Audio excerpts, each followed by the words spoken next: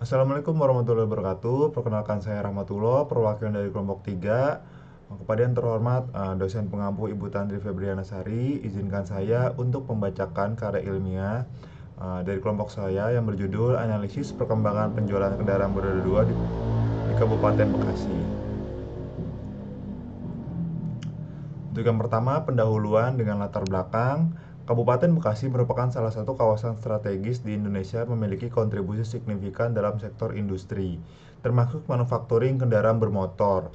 Kendaraan beroda dua menjadi salah satu alat transportasi yang paling banyak digunakan oleh masyarakat, baik untuk aktivitas sehari-hari maupun komersil. Hal ini menjadikan industri kendaraan beroda dua memiliki peranan penting dalam perekonomian lokal. Di sini ada sitasis dari jakarta.business.com yang berjudul 5 sektor industri dominan di Kabupaten Bekasi. Dan dalam beberapa tahun terakhir, perkembangan teknologi, perubahan kebijakan pemerintah, dan dinamika pasar global telah mempengaruhi pola penjualan kendaraan beroda dua. Perubahan-perubahan ini menciptakan peluang sekaligus tantangan bagi industri, sehingga penting untuk memahami bagaimana tren penjualan perkembangan serta faktor-faktor yang menjadi penggerak atau penghambat pertumbuhan. Terdapat sitasis dari mashable.com dengan berjudul Indonesia masih jadi juara di industri kendaraan roda 2 di ASEAN. Melalui analisis tren pasar, kebijakan pemerintah, dan dampak ekonomi ini diharapkan dapat diperoleh wawasan yang relevan bagi para pelaku industri, pemerintah daerah, dan masyarakat. Wawasan ini akan mendukung pengambilan keputusan strategis yang bertujuan untuk mendorong perkembangan industri kendaraan beroda dua di Kabupaten Bekasi, sehingga mampu memberikan manfaat yang lebih besar bagi perekonomian daerah dan nasional. Terdapat sitasis dari jakartabusiness.com dengan judul Industri Manufakturing Kabupaten Bekasi optimis tumbuh 10%. Meskipun kendaraan beroda dua memiliki permintaan yang tinggi, ada beberapa persoalan spesifik yang mempengaruhi perkembangannya. Seperti yang pertama, adanya pergeseran perspektif konsumen terhadap jenis dan fitur kendaraan tertentu. Terdapat sitasis dari antarnews.com dengan judul Populasi Kendaraan Listrik Meningkat roda 2 26,2%. Yang kedua adalah dampak kebijakan pemerintah seperti pajak, subsidi, dan regulasi emisi terhadap harga jual kendaraan.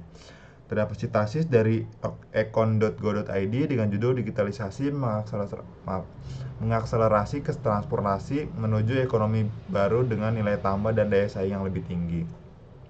Yang ketiga yaitu perubahan pola penjualan akibat digitalisasi dan transformasi pasar yang beralih ke platform digital. Terdapat sitasis dari PwC dengan judul Pesatnya pertumbuhan perilaku konsumen di tahun 2020 mendorong perubahan tren digital, kesehatan, dan berkelanjutan. Penelitian ini bertujuan untuk menyusun strategi bisnis dan kebijakan yang mendukung pertumbuhan sektor kendaraan beroda dua dan memberikan manfaat bagi perekonomian lokal dan nasional. Selain itu, penelitian ini diharapkan dapat meningkatkan pemahaman mengenai dinamika pasar kendaraan di Kabupaten Bekasi dan menjadi acuan untuk perumusan kebijakan yang lebih efektif dan berkelanjutan.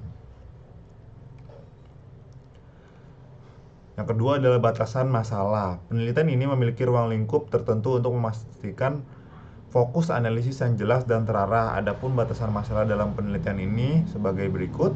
Yang pertama, lokasi penelitian. Lokasi penelitian ini hanya mencakup wilayah Kabupaten Bekasi sebagai fokus utama untuk menganalisis tren pasar, dampak kebijakan, dan strategis industri kendaraan beroda dua. Yang kedua adalah sektor yang dikaji. Penelitian ini difokuskan pada industri kendaraan beroda dua, meliputi sepeda motor dengan berbagai tipe dan fitur, tanpa membahas kendaraan beroda 4 atau lebih. Yang ketiga adalah periode analisis. Data yang dianalisis mencakup tren penjualan dan perkembangan pasar dalam beberapa tahun terakhir, dengan fokus pada perubahan yang relevan terhadap pola konsumsi, kebijakan pemerintah, dan digitalisasi. Yang keempat adalah faktor-faktor yang dikaji. Analisis hanya mencakup faktor-faktor sebagai berikut. Yang pertama, pergeseran preferensi konsumen terhadap jenis dan fitur dan kendaraan tertentu. Yang kedua adalah dampak kebijakan pemerintah termasuk regulasi emisi, pajak, dan subsidi. Yang ketiga adalah perubahan pola penjualan akibat digitalisasi dan transformasi pasar menuju platform digital. Yang kelima adalah tujuan penelitian. Penelitian ini bertujuan untuk memberikan rekomendasi strategis bagi para pelaku industri kendaraan beroda dua, serta masukan kebijakan yang mendukung pertumbuhan sektor ini. Aspek-aspek lainnya yang tidak secara langsung berkaitan dengan pengembangan kendaraan beroda 2 di Kabupaten Bekasi tidak menjadi fokus penelitian. Yang keenam adalah keterbatasan data. Data yang digunakan dalam penelitian berasal dari sumber-sumber sekunder yang tersedia secara publik, serta data-data primer yang relevan dan dapat diakses selama penelitian berlangsung. Batasan ini dimaksud untuk menjaga konsisten, relevansi, dan kelayakan hasil penelitian dalam pemberitaan wawasan strategis bagi industri dan pemerintah daerah.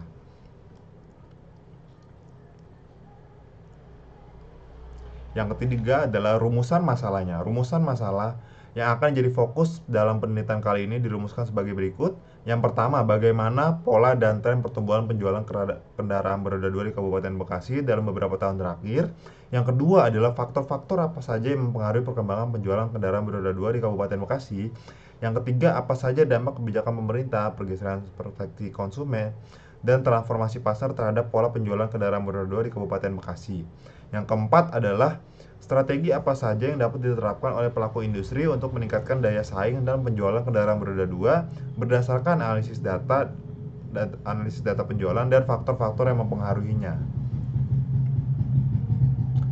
Yang keempat adalah tujuan penelitian. Adapun tujuan penelitian yakni untuk mengetahui, yang pertama, menganalisis pola dan tren pertumbuhan penjualan kendaraan beroda 2 di Kabupaten Bekasi dalam beberapa tahun terakhir untuk memahami dinamika pasar yang terjadi. Yang kedua adalah mengidentifikasi dan mengkaji faktor-faktor internal dan eksternal yang mempengaruhi perkembangan penjualan kendaraan beroda 2, termasuk pergeseran persepsi konsumsi, kebijakan pemerintah, dan dampak digitalisasi. Yang ketiga adalah menjelaskan dampak kebijakan pemerintah, pergeseran persepsi konsumen, transformasi pasar terhadap pola penjualan kendaraan beroda 2 di Kabupaten Bekasi. Yang keempat adalah memberikan rekomendasi strategis berdasarkan analisis empiris untuk membantu perilaku industri, meningkatkan daya saing dan memaksimalkan potensi penjualan kendaraan beroda 2 di Kabupaten Bekasi. Yang kelima adalah manfaat penelitian. Terbagi menjadi dua. Yang pertama yaitu manfaat bagi penulis.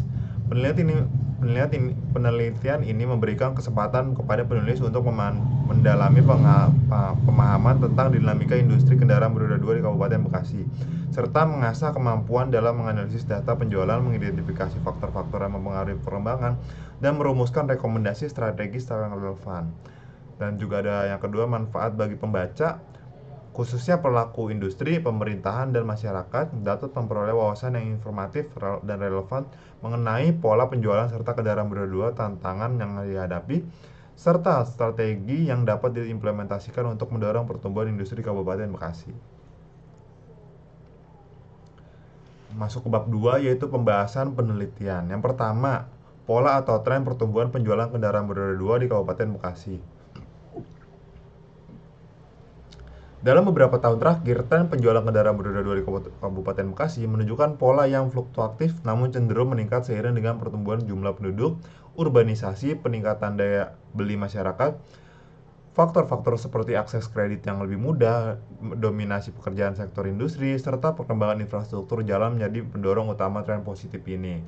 Berdasarkan data penjualan kendaraan di Jawa Barat, khususnya di Kabupaten Bekasi, tren pertumbuhan ini dikategorikan dalam beberapa periode. Yang pertama, periode stabil di tahun 2015 dan sampai tahun 2018. Pada tahun ini, penjualan kendaraan beroda 2 tumbuh stabil sekitar 4-6% per tahun. Yang kedua adalah penurunan akibat pandemi di tahun 2020. Penurunan drastis sehingga minus 12% akibat kebijakan pembatasan mobilitas. Yang ketiga adalah pemulihan dan pertumbuhan positif di tahun 2021 dan sampai 2023. Pemulihan ekonomi pasca pandemi memicu kenaikan permintaan dengan rata-rata pertumbuhan sekitar 8-10%. Serta secara keseluruhan, pola pertumbuhan ini mengidentifikasikan bahwa permintaan kendaraan beroda 2 di Kabupaten Bekasi sejalan dengan perkembangan ekonomi daerah, terutama di kawasan industri dan di pemukiman urban.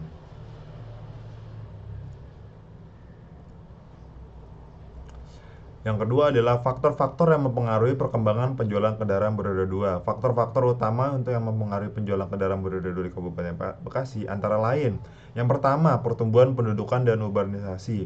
Kabupaten Bekasi mengalami lonjakan populasi signifikan sebagai daerah penyangga Jakarta.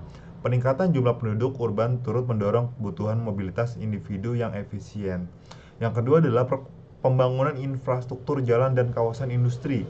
Pembangunan jalan raya, perumahan, dan kawasan industri meningkatkan aksesibilitas serta kebutuhan transportasi pribadi, mendorong peningkatan penjualan. Yang ketiga adalah akses kredit dan skema pembiayaan. Kemudian akses pembiayaan dari leasing dan perbankan membuat kepemilikan kendaraan beroda dua lebih terjangkau bagi masyarakat. Yang keempat adalah daya beli masyarakat. Peningkatan pendapatan masyarakat, terutama di kalangan pekerja industri, mempengaruhi peningkatan daya beli dan keinginan memiliki kendaraan pribadi.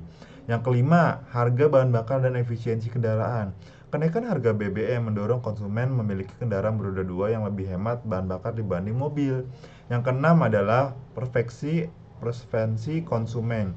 Pergeseran preferensi konsumen terhadap kendaraan berdesain modern, ramah lingkungan, hemat energi juga menjadi salah satu faktor pendorong penjualan. Yang ketiga yaitu dampak kebijakan pemerintah, pergeseran preferensi konsumen, dan transportasi pasar. Yang pertama, dampak kebijakan dari pemerintah, pajak dan subsidi. Kebijakan pajak kendaraan yang rendah untuk motor listrik mendorong pergeseran preferensi kendaraan ramah lingkungan. Yang kedua adalah kebijakan emisi dan lingkungan. Regulasi mengenai gas buang mendorong produsen untuk menciptakan kendaraan lebih ramah lingkungan. Yang ketiga adalah pembangunan infrastruktur. Program pembangunan infrastruktur seperti jalan tol dan jalur penghubung antar kota turut meningkatkan mobilitas masyarakat dan kebutuhan kendaraan. Yang kedua adalah pergeseran preferensi konsumen. Konsumsi kini lebih memilih kendaraan beroda dua yang hemat energi, bahan bakar efisiensi tinggi, ramah lingkungan seperti motor listrik, teknologi canggih seperti sistem ABS, digital dan speedometer, dan smart key. Yang ketiga adalah transformasi pasar. Munculnya platform digital memudahkan transaksi jual beli kendaraan. Merek dan produsen kini lebih fokus pada varian ramah lingkungan dan kendaraan pintar. Pasar Bekasi seperti daerah penyangga metropolitan memiliki karakteristik konsumen yang cenderung mengutamakan fungsionalitas kendaraan. Yang keempat adalah faktor strategis peningkatan daya saing penjualan kendaraan beroda dua. Berdasarkan analisis data, penjualan dan faktor-faktor yang mempengaruhi strategis yang dapat diterapkan oleh pelaku industri meliputi. Yang pertama adalah penerapan inovasi produk, mengembangkan produk kendaraan hemat energi dan ramah lingkungan seperti motor listrik, dan ada juga menawarkan fitur teknologi terkini untuk meningkatkan daya tarik konsumen. Yang kedua adalah peningkatan jangkauan distribusi, memperluas jaringan dealer dan pelayanan purna jual di daerah-daerah strategis Kabupaten Bekasi, optimalisasi platform digital untuk meningkatkan penjualan online. Yang ketiga adalah penawaran skema pembiayaan yang menarik, menyediakan program cicilan rendah dengan bunga kompetitif untuk mendorong penjualan, menggandeng lembaga pembiayaan terpercaya untuk memudahkan akses kredit konsumen. Yang keempat adalah strategis pemasaran yang tepat sasaran, melakukan kampanye promosi yang disesuaikan dengan demografi konsumen Bekasi. Fokus pada segmen pekerja industri dan masyarakat urban dengan kebutuhan mobilitas tinggi. Yang kelima adalah kolaborasi dengan pemerintah, mendukung program pemerintah terkait kendaraan ramah lingkungan, berpartisipasi dalam program edukasi dan sosialisasi penggunaan motor listrik. Yang keenam adalah pelayanan purna jual yang optimal, menyediakan layanan servis, suku cadang, dan garansi yang memperluas untuk meningkatkan loyalitas pelanggan. Dengan penerapan strategi ini, pelaku industri dapat meningkatkan daya saing sekaligus menjawab tuntutan pasar yang terus-menerus di Kabupaten Bekasi. Yang terus berubah di Kabupaten Bekasi. Dan yang ketiga, bagian penutup, yaitu kesimpulan. Berdasarkan hasil penelitian dan analisis yang telah dilakukan, berikut beberapa kesimpulan dapat diambil. Terdapat 4 kesimpulan penting. Yang pertama adalah pola atau tren pertumbuhan penjualan kendaraan beroda dua. Tren penjualan kendaraan beroda dua di Kabupaten Bekasi menunjukkan perkembangan yang cenderung positif, namun beberapa tahun terakhir memiliki sempat mengalami penurunan akibat pandemi COVID-19 pada tahun 2020. Pemulihan ekonomi pasca pandemi dan pertumbuhan infrastruktur menjadi pendorong utama peningkatan penjualan. Yang kedua, itu adalah faktor-faktor yang mempengaruhi penjualan kendaraan beroda dua. Beberapa faktor dominan yang mempengaruhi penjualan kendaraan beroda dua di Kabupaten Bekasi antara lain terdapat 5. Yang pertama adalah pertumbuhan populasi dan urbanisasi yang signifikan. Yang kedua adalah pembangunan infrastruktur jalan dan kawasan industri. Yang ketiga adalah akses kredit yang lebih mudah dan skema pembiayaan yang menarik. Yang keempat adalah pergeseran preferensi konsumen terhadap kendaraan hemat energi dan ramah lingkungan. Yang kelima adalah hemat bahan bakar yang mempengaruhi pemilihan kendaraan efisien. Yang ketiga adalah dampak kebijakan pemerintah, preferensi konsumen, dan transportasi pasar. Terdapat juga tiga hal penting di dalamnya. Yang pertama adalah kebijakan pemerintah, pajak rendah untuk kendaraan ramah lingkungan, dan regulasi emisi pendorong produsen untuk mengembangkan motor listrik. Yang kedua adalah preferensi konsumen. Konsumen tercenderung memiliki kendaraan modern, hemat bahan bakar, dan dilengkapi ke teknologi canggih. Yang ketiga adalah transformasi pasar. Digitalisasi transaksi jual beli kendaraan telah mengubah pola konsumen masyarakat, meningkatkan efisiensi penjualan. Yang keempat adalah strategis untuk meningkatkan daya saing dan penjualan. Untuk meningkatkan daya saing dan penjualan, pelaku industri perlu menerapkan strategi seperti inovasi produk ramah lingkungan, peningkatan distribusi, skema pembiayaan yang menarik, strategi pemasaran yang tepat sasaran, dan pelayanan purna jual yang optimal. Saran yang kedua adalah saran. Berdasarkan hasil kesimpulan berikut beberapa saran dapat dijadikan acuan bagi para pemangku kepentingan.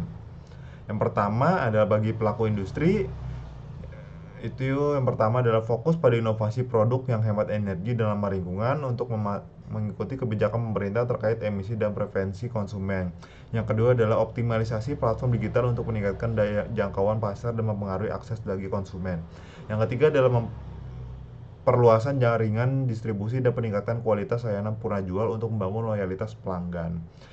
Yang kedua adalah bagi pemerintah daerah, terdapat tiga juga hal penting di dalamnya. Yang pertama, mendorong investasi dalam pengembangan infrastruktur jalan yang dapat mempercepat mobilitas masyarakat. Yang kedua adalah memberikan insentif pajak atau subsidi bagi produsen dan konsumen kendaraan ramah lingkungan guna mempercepat transisi ke motor listrik. Memfasilitasi kerja sama antar pelaku industri dan lembaga keuangan untuk menyediakan skema pembiayaan yang lebih terjangkau.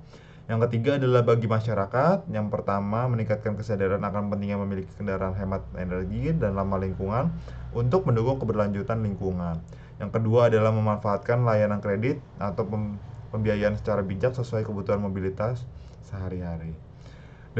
Dengan adanya sinergi antara pemerintah, pelaku industri, masyarakat, dan sektor kendaraan beroda 2 di Kabupaten Bekasi, diharapkan dapat berkembangan lebih pesat, memberikan kontribusi signifikan terhadap perekonomian lokal dan mendukung pembangunan berkelanjutan. Berikut beberapa daftar pustaka yang telah menjadi sitasi dari beberapa kutipan karya ilmiah yang barusan disampaikan. Yang pertama adalah dari Bisnis Indonesia di tahun 2015. Ini 5 sektor industri dominan di Kabupaten Bekasi, diakses dari jakarta.bisnis.com pada 10 Desember 2024. Yang kedua adalah Mashable Indonesia di tahun 2023. Indonesia menjadi juara 1 di industri kendaraan beroda 2 ASEAN. Diakses dari mashable.com pada 10 Desember 2024. Yang ketiga adalah Bisnis Indonesia di tahun 2014. Industri manufacturing Kabupaten Bekasi optimis tumbuh 10%. Diakses dari jakartabisnis.com pada 10 Desember 2024. Yang keempat adalah Antar News 2023. Populasi kendaraan listrik meningkat, roda 2 naik 26,6%. Diakses dari www.antarnews.com pada 10 Desember 2024. Yang kelima adalah Kementerian Ekonomi Republik Indonesia pada tahun 2020. Digitalisasi mengakselerasi transformasi menuju ekonomi baru dengan nilai daya tambah dan daya saing yang lebih tinggi. Diakses dari econ.go.id pada 10 Desember 2024. Yang keenam adalah PwC Indonesia di tahun 2020.